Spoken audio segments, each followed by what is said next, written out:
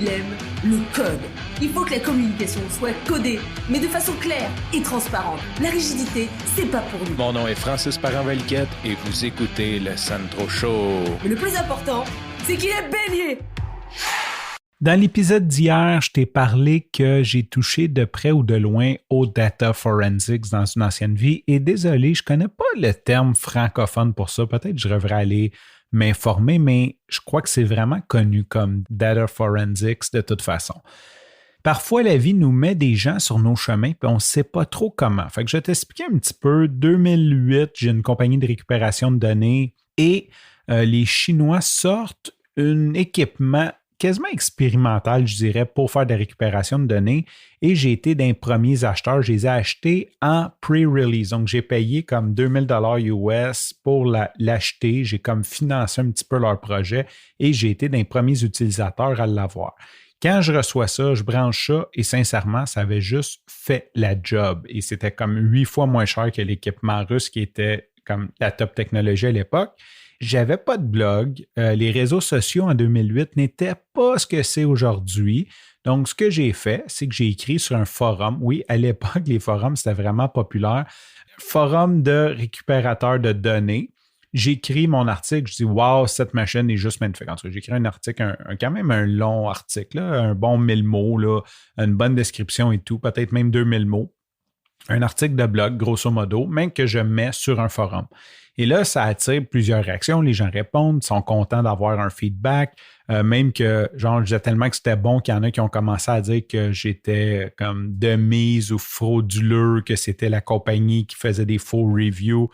J'avais trouvé ça très drôle, la théorie du complot, que mon témoignage était faux. Donc, j'avais mis mes coordonnées et j'avais dit n'importe qui veut me parler, vous pensez que c'est pas vrai, appelez-moi, ça va me faire plaisir de vous jaser. Et il y a un monsieur qui m'a appelé.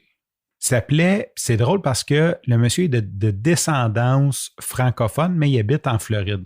Ça, il y en a beaucoup aux États-Unis parce qu'il y a une période qu'on connaît peut-être un peu moins, mais le début du siècle, les Canadiens français avaient beaucoup de misère à avoir du travail à Montréal. Ça n'allait pas bien.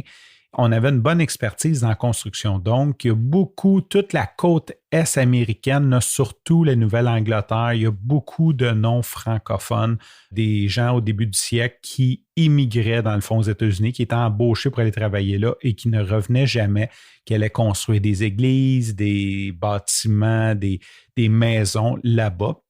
Il y a beaucoup de personnes aux États-Unis qui ont des noms francophones. Surtout dans la Nouvelle-Angleterre, là, on va souvent entendre. Et ce qui est très drôle, c'est que ces gens-là portent un nom francophone, mais ne savent pas comment le prononcer. Fait que c'est toujours intéressant. Donc, le monsieur s'appelle Larry Letourneau, mais quand il appelle, il ne sait pas comment prononcer son nom. Fait qu'il se présente comme étant Larry Letourneau. Letourneau. Le clash était vraiment drôle. Et il m'appelle pour me parler de mon article de blog. Donc, je parle avec lui. On tombe dans une espèce de relation. Tu sais, aujourd'hui, ça serait par Messenger. Ça serait comme un chum que je parlerais sur Messenger une fois de temps en temps. Mais dans ce temps-là, on s'appelait par téléphone. Tu sais, il était peut-être un petit peu plus old-fashioned que moi.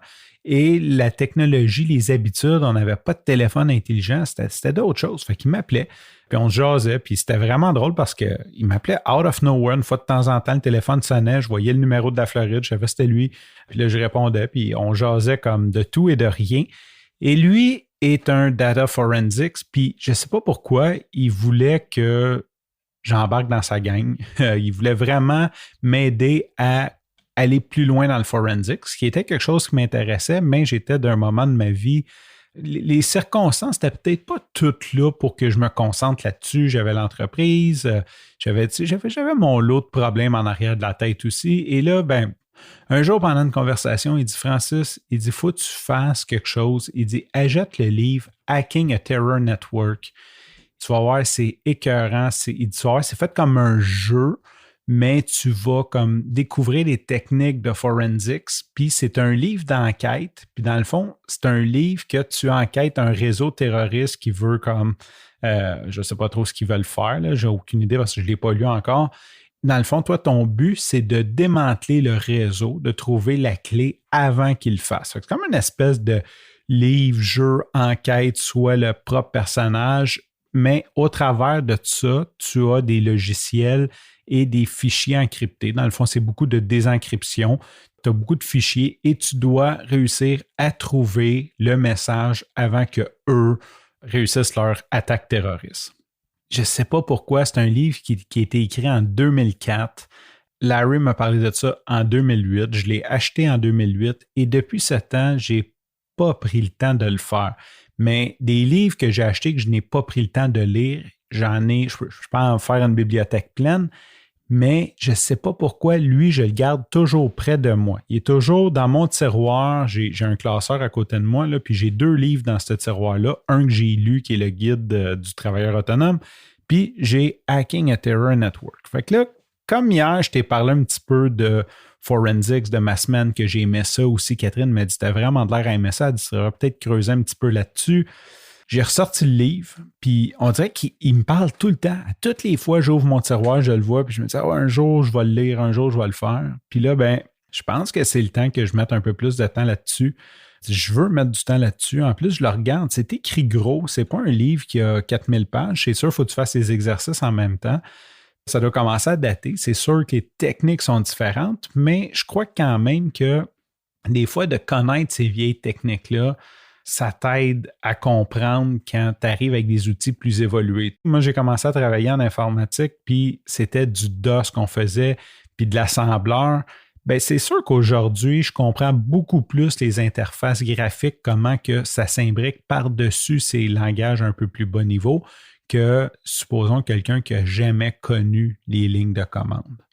Sur ce, je te remercie pour ton écoute. Je te dis à demain et bye bye.